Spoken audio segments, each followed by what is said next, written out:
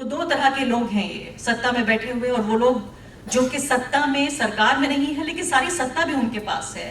एक तो वो लोग जो चाहते हैं कि कोई पत्रकार ना हो, किसी तरह का पत्रकार, सिर्फ हमारे गुणगान गाने वाला, ढोल पीटने वाला, उससे तो मैं पत्रकार नहीं कहती, वो उसका जिक्र नहीं हो रहा है। तो एक तो वो लोग जो चाहते हैं कि पत्रकार ही ना हो, और या हो तो पूछें आपसे कि भाई आम किस तरह से खाते हैं।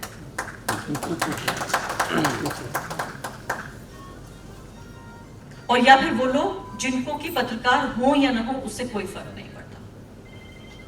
तो इसलिए मेरी पत्रकारिता पर पहला अधिकार उन लोगों का है जिसके लिए पत्रकार होना जरूरी है।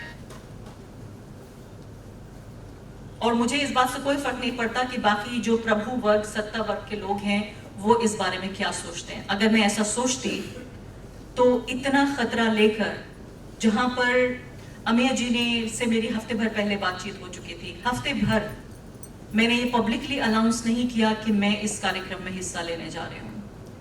इनका एक ट्वीट था, मैंने गलती से उसे रीट्वीट करके वापस मैंने अनट्वीट कर दिया, ये सोचते हुए कि इनको पता ना लग जाए कि मैं वहां जा रही हूँ। जबकि मैं यहाँ पहुंच गई तब मैंने ट्वीट किया है कि मैं इस कार्यक्रम में हिस्सा लेने जा रही हूँ। मतलब आप ये समझ लीजिए कि इतना खतरे का ये कारोबार हो गया है कि या तो यहाँ पे जान का खतरा है, या फिर यहाँ आपकी सुरक्षा को ये खतरा है कि कोई भी एक ट्वीट, कोई भी एक रिपोर्ट, कोई भी एक लेख, कोई भी एक बात, सिर्फ इतना फासला है मेरे और जेल जाने के बीच में। और इस बात को समझते हुए मैं समझती हूं कि मेरा बोलना जरूरी है।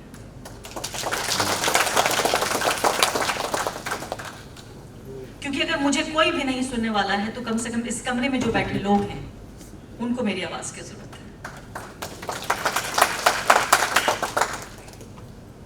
और मेरे जैसे सिर्फ ऐसा नहीं है कि सिर्फ मैं हूं, मेरी जैसे लोगों की एक पूरी बिरादरी है। पत्रकार हमारे सहयोगी यहाँ भी बैठे हुए हैं, ऐसे लोग हैं छोटे छोटे शहरों में, गांव देहातों में, कस्बों में, जो कि मैं तो चलिए मेरे पास एक आवाज़ है, एक न्यूज़ संस्थान है, एक ट्विटर हैंडल है जिसके जरिए मैं अपनी आवाज़ पहुंचा सकती हूँ। मुझ पे कोई खतरा आएगा तो हो सकता है 4 लोग बोलने वाले खड़े भी हो जाएं। मैं उन लोगों की बात कर रही हूँ जो बिल्कुल निचले स्तर पर, जिला स्तर पर खबरें कवर करते हैं। वो लोग जिनकी एक कॉलम खबर अक्सर नहीं छपती है, अक्सर हर रोज वो खबर लेकर आते हैं जो नहीं छपती है, और अगर किसी दिन छप जाती है तो या तो घर पर दबाव आता है, या जान में खतरा होता है, या वाकई पुलिस थाने पहुंचा दिया जाता है। उसके बावजूद भी वो लिखते हैं, और उनकी उस एक कॉलम की खबर को बेस बनाकर मैं हर रोज अपने कार्यक्रम करती हूँ।